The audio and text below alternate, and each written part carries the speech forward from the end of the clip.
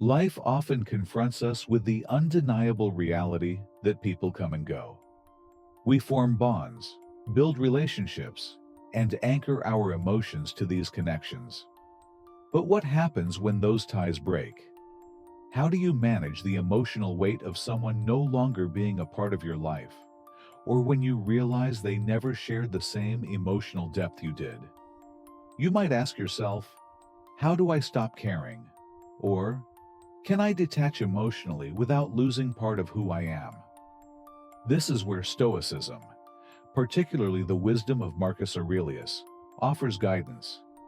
The Stoics were masters at understanding emotions, not by avoiding them, but by learning to balance their influence on our lives. Emotional detachment isn't about becoming cold or indifferent. It's about reclaiming the clarity and peace of mind needed to act with intention. In this video, I'll share 5 timeless Stoic rules for emotionally detaching from someone, using Marcus Aurelius's teachings as a guide. These aren't just theoretical concepts, but practical tools to transform how you relate to yourself and others. Rule 1. Embrace life's impermanence.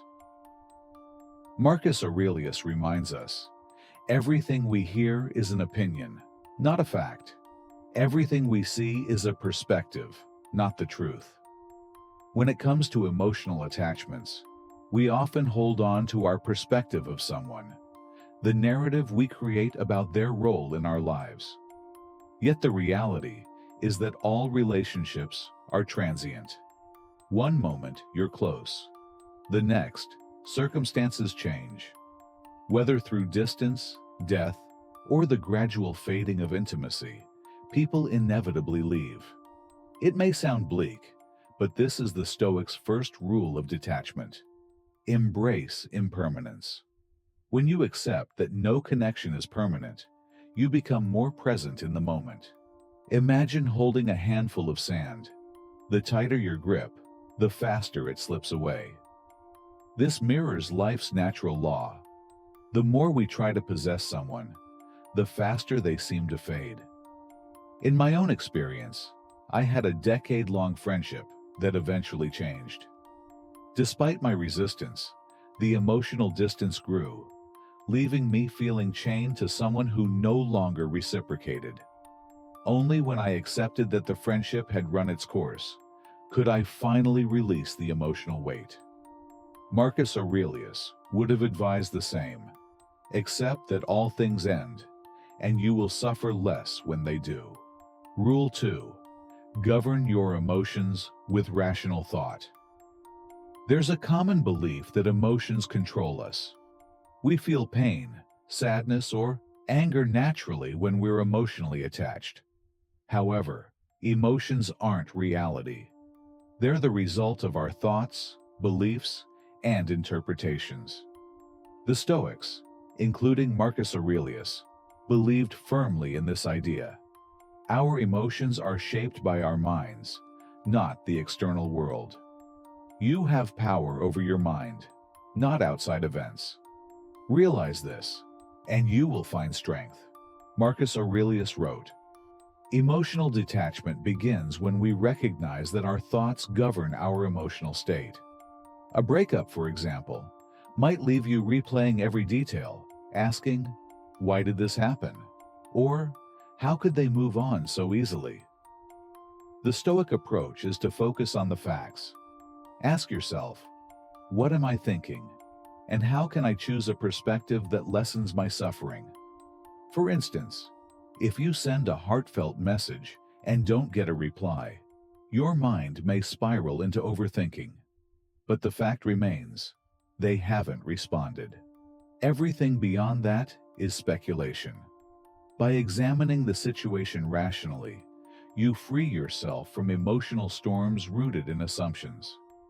I've faced this myself, misinterpreting a friend's silence, only to later learn they were simply busy. Marcus Aurelius's advice to focus on what's within your control reminded me that I couldn't control their actions, only my response to them.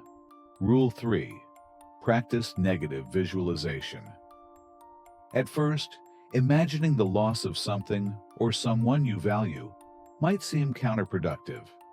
Yet the Stoics believed that facing life's inevitable losses in your mind builds resilience.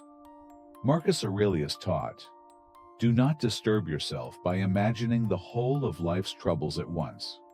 Rather, meet each as it arises with calm and self-control." By envisioning worst-case scenarios, you reduce their emotional impact if they happen. This isn't about pessimism, but preparing your mind to accept life as it unfolds. When my best friend considered moving overseas, I imagined life without them, rehearsing the absence mentally. By the time they left, I wasn't blindsided by grief. Negative visualization doesn't remove pain, but lessens its power over you, fostering gratitude for the present moment. Rule 4. Focus on what you can control. The Stoics drew a clear line between what is within our control, our thoughts, actions, and responses, and what isn't, like others' behavior or life's outcomes. Emotional detachment stems from letting go of the desire to control what lies beyond your influence. For example, I once exhausted myself trying to maintain a relationship where my efforts weren't reciprocated. Only by focusing on my own actions and self-worth did I reclaim my emotional balance. Emotional autonomy means not tying your happiness to someone else's behavior, giving you the freedom to nurture your inner peace. Rule 5. Reflect on the bigger picture. When consumed by emotional pain, it's easy to lose perspective. Marcus Aurelius often reminded himself that our troubles are fleeting moments in the grand scope of life. Ask yourself, will this matter in 5 years?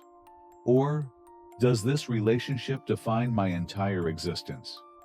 You'll realize that every emotional storm passes. A breakup or conflict doesn't define your life.